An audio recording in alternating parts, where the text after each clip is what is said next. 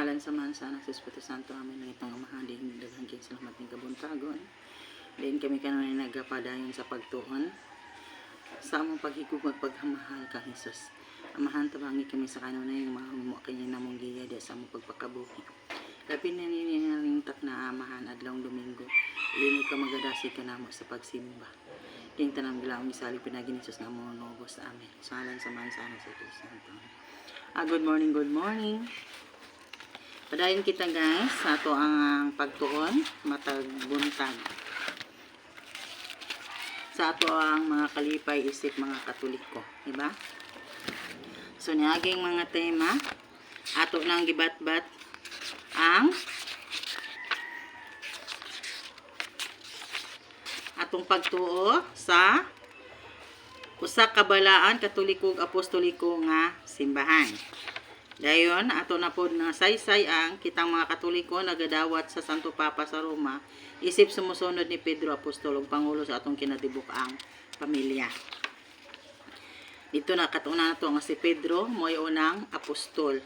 Diin gibinlan ni Hesus si Pedro mao ang bato. Mato pa ni Hesus, ikaw Pedro ibabaw nining bato tukuron ko ang ako ang iglesia nga akong simbahan. Dayon kita mga Katoliko nagatuo nga mga obispo manununod sa mga apostolismo ng apostoliko. Romano tungod ang ato ang pangulo tuwa sa Roma nagapuyo. Kita mga Katoliko nakapalambog daghang mga kagawian nga naghatag kanatog nindot nga mga kasinatian sa atong simbahan. Mao na to siya ang mga rebolto, mga larawan o krusipiho ni Hesus. May mga tao nga nagasudya kanato ni ana apan kita nagapamatuod nga si Hesus nga buhi mo atong gisimba dili ang mga larawan. No? Ang Biblia ug mga rebolto usa lamang sa balaang mga butang na ato pagpamatuod nga diin kita nirespeto o nagatuo apan ang atong giyukmuan o si Hesus nga hari ug buhi nga nagauban kanato. Sa Biyernes Santo ginasimba nato ang krus ni Hesus sa dakong pasalamat o pagmahal. Sa paghinumdom nila kang Hesus nga gilansang sa krus, gibati nila o gibati nato ang paglaom ug kusog sa bisan unsa nga malisod nga sitwasyon. Dahil ato na usang nasaysay ang 14 ka istasyon sa krus nga tulumanon nato mga Katoliko, di ba? 14 ka istasyon. Dayon ato na saysay ang tabernakulog ang suga sa sanctuaryo. Sa ato mga simbahan, ang mga magpahinumdom ka nato ang sisusuban ka nato hangtod sa kantoran, di ba? Nahisgutan na nato dito ang duha ka suga ang sanctuaryo nga mao ang suga nga color pula nga nagapasabot nga adon anaa si Hesus diha nga tabernakulo naa sa sulod. So atong iukbuan ang maong tabernakulo pinakabalaang dapit sa ato ang simbahan. Muluhod kita og muyukbo at ubangan sa tabernakulo. Ang suga sa sanctuaryo nagapahinumdom natong ang Santissimo Sacramento anaa sa sulod sa tabernakulo. Sa sagradong komunyon sa masakiton kuhaon kini ang tabernakulo dito magkuha aron ipa kalawat sa maong masakiton. Di ba? Ang ostiya gisulod sa katong mura siya og murag kopa nga naay nakalarawan nga adlaw. Then ang bendisyon sa Santissimo sa simbahan Katoliko katabang kanto sa pagsimba sa Ginoong Kristo ug pinagi ni makadawat kita og grasya. Sa bendisyon gisimba nato si Hesus diha sa Santissimo Sacramento. Sa bendisyon ni Hesus ang tanan sa katapusang bendisyon kuptan sa pari ang monstrant. Mo gitawag to siya monstrant, no? Katong iyahang sudlanan nga adunay larawan sa adlaw. Gitawag na siya monstrant. Kita mga Katoliko anad ng mga magbendisyon sa atong kaugalingon sa ubang tao, ginamit ang sagradong tubig. Munang gitawag og agua bendita. Usa sa mga kakusganon sa simbahan Katoliko mao magamit nato ang mga gimugna sa Dios. Og magapahiusa kanato sa atong magbubuhat pananglitan ang atong paggamit sa agua bendita, mga holy water. Ang insinso makadugang og kasadya sa atong seremonya sa simbahan. So diri na ta nga tema. Ang insinso makadugang og kasadya sa atong mga seremonya sa simbahan. Ang insinso makatabang kanato sa pagpainit sa atong kasing-kasing pagpataas sa atong pagampo lakip sa atong lawas o kalag. Mabasa nato sa Biblia. Ginoo, ibayaw nga akong pagampo daw insinso padulong kanimo. Mabasa kini sa Salmo 141 bersikulo 2. Ang 24 katigulangan ng hapa tubangan sa nating kordero. Ang kada usa kanila nagdalag alpa og bulawang kupa nga puno sa insinso sa mga pagampo sa mga balaan. Kung ang pan og bino si babo sa altar giinsinsuhan, ang aso nga nagpataas mahimong magpagampo nga daw nagkanayon. Ginoo, samtang kining insinso ni saka nga na kanimo itugot, ang kining among gasa nga pan og bino moabot kanimo. Dawata kini gikan sa among mga kamot. Sama sa pag-insinso sa pari ug sa mga nanimba sa sulod sa santos nga misa, daw makita kining pangilin nga nagaingon. Ginoo, samtang ni pataas ang insinso diha kanimo, dawata kini og ipaduol kami kanimo. Diba? So, ang panganod sa insinso, makapahinumdum ka na ito nga na ang Diyos. Sa pakigsulti ni Moises sa Ginoo dito sa bungtod sa Sinai, adunay bagang panganod sa bungtod ug miusbaw ang aso nga daw gikan sa halingan. Mabasa kini sa Exodo 19, bersikulo 16 hangtod sa 18. Sa pagbayaw kang Hesus ngadto sa langit, nakita sa mga apostoles nga gisalibdan siya sa panganod. Mabasa sa Buhat, kapitulo 1, bersikulo 9. Duga nga hinungdan kini nganong kitang mga Katoliko mogamit og insinso sa mga seremonya sa simbahan. Ang aso sa insinso mo ay nagsilbing panganod nga atong tagbuon. Makatabang kini aron mabati nato ang misteryo sa Dios. Ang paggamit sa insinso, usa-usab ka pagtimbaya sa usa ka tawo butang nga gitawag natong balaan. So ang insinso, agwa bendita, mga ribulto, mga larawan ug mga kandila, makapahiluna ka nato sa panimalay sa atong langitong amahan ug makapahinumdum ka nato ang gimahal kita sa Dios ug iya kitang giammo mabisan asa pa kita. Sa atong pagpanguros kita mga Katoliko nagpahayag sa publiko nga gihigugma nato si Hesus ug gibutang nato ang atong kaugalingon sa iyang pagpanilikod. Mo na kita mga Katoliko nganong kita manguros kay ato kanang gituhan nga maoy atong tigpanalipod si Hesus.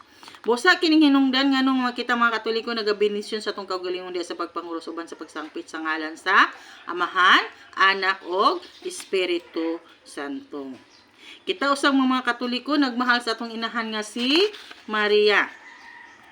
Diya sa krus diin siya gilansang, si Jesus naghatag nato sa mahal nga Birhen Maria nga mahimo atong inahan. Ang simbahang Katoliko maong pamilya diin si Maria na siyang panimalihang tud karon. Giangko nato siya og gimahal, maura sa pagmahal sa mga anak sa ilang inahan. Mabasa diha sa Juan 19:25 hangtod sa 27. Siya ang imong inahan, gikan adtong higayuna, ipapuyo sa tinun-an sa kaugalingong balay ang inahan. Gitugyan ni Jesus ang simbahan ngadto sa iyang inahan. Inahan ani ang imong mga anak, anak ani ang imong inahan. No? Kita nga simbahan, kitang mga tawo nga magtotoo nga gibunyagan sa Amahan, Anak ug Espiritu Santo. Gitugyan ni Jesus ngadto sa iyang inahan. Kitang mga Katoliko madasigong magtimbaya kang Maria ginamit ang mga pulong gikan sa Biblia.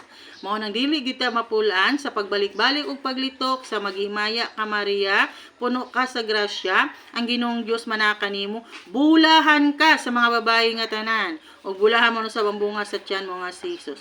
Mao kini atong ginabalik-balik especially diha sa ato ang pagrosaryo. Kada rosaryo adunay napulo ka magimaya ka Maria matag misteryo.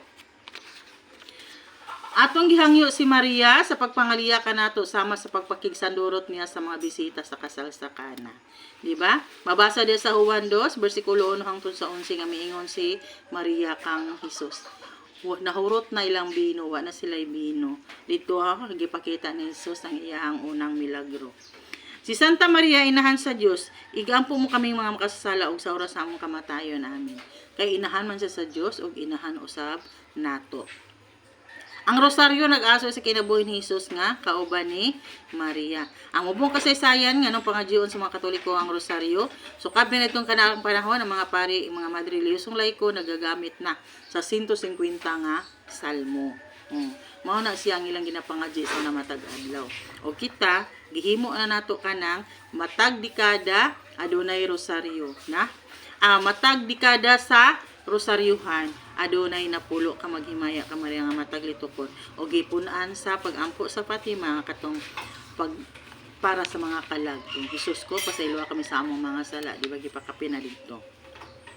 Sa pagpanaw sa rosaryo adunay upat ka hugna sa kinabuhi ni Hesus. Ang unang hugna mao ang misteryo sa kalipay, misteryo sa kahayag, misteryo sa kasakit ug misteryo sa himaya. Dayon pangagyoon na ang Hesus ko pasayloa kami sa among mga sala. Luwasa kami sa kalay sa impero dadaan tanang kalag ngadto sa langit dami nakatunang inanglan sa imong kaluoy panabang. Gidugang na siya.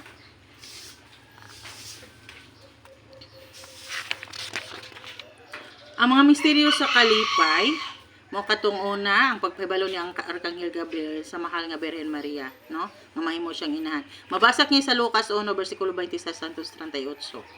Ang pagbisita ni Maria sa igagaw nga si Isabel, mabasa sa Lucas 1 39 hangtod sa 56.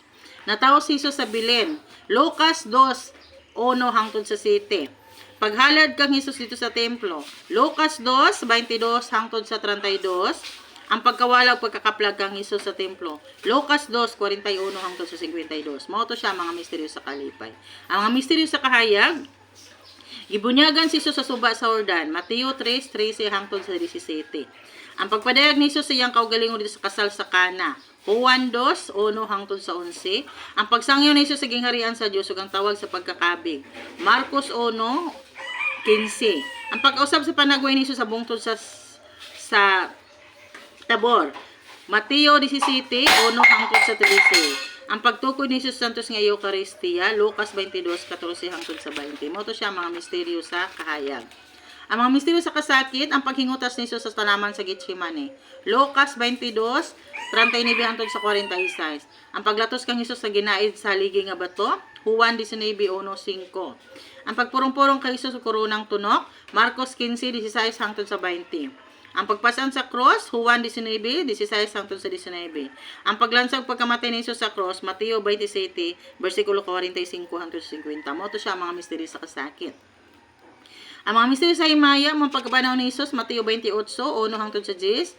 Ang pagbayaw ni Jesus ngadto sa langit, Lucas 24:50 hangtod sa 53.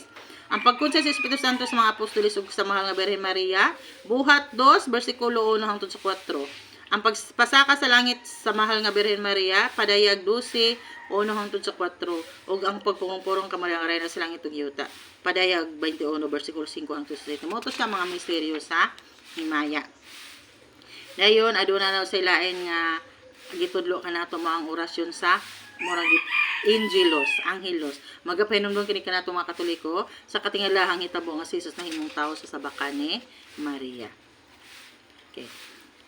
Dayon ang pangilin sa mahal nga Birhen Maria nga nahimo siyang inahan sa Dios. Kada Enero 1 kanang gitawag nato New Year's Day o bagong tuig. Mao kada ang pagka inahan ni mao ang pagpadayag o pangilin sa inahan nga si Jesus. Inahan ni Jesus mao si Maria. Mao kana ang pangilin kang Maria nga inahan sa Dios. Mao na siya ang atong pagsaulog nga si Maria ang inahan sa Dios, ang anak ni Maria hingpit nga Dios ug hingpit nga tawo. Enero 1. Makalilipay ka na itong mga Katoliko nga si Maria gipanamkon nga putli sa sabakan sa iyang inahan nga si Santa Ana. Ang inahan ni Maria mo si Santa Ana, ang amahan niya mao si San Joaquin. So, ang December 8 usab, mauna sab ang pangilin sa ulay nga pagkapanamkon sa mga Birhen Maria. So, timanan, Enero 1 mo ang kapistahan sa pagkainahan ni Birhen Maria, January 1. Pagka December 8 o December 8, mauna sab ang kapistahan sa pagpanamkon sa mahal nga Birhen Maria.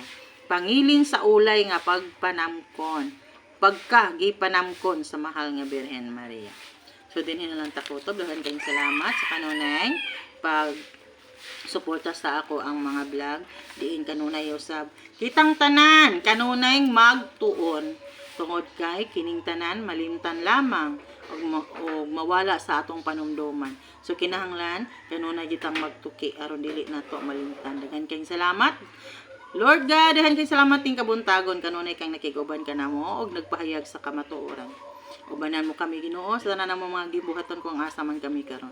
Kini tanan gilaom gisalig pinagi ni Jesus nga among manubos amin. Sa ngalan sa Mahal sa Anak sa Espiritu Santo. Amen. May buntag sa tanan og happy Sunday.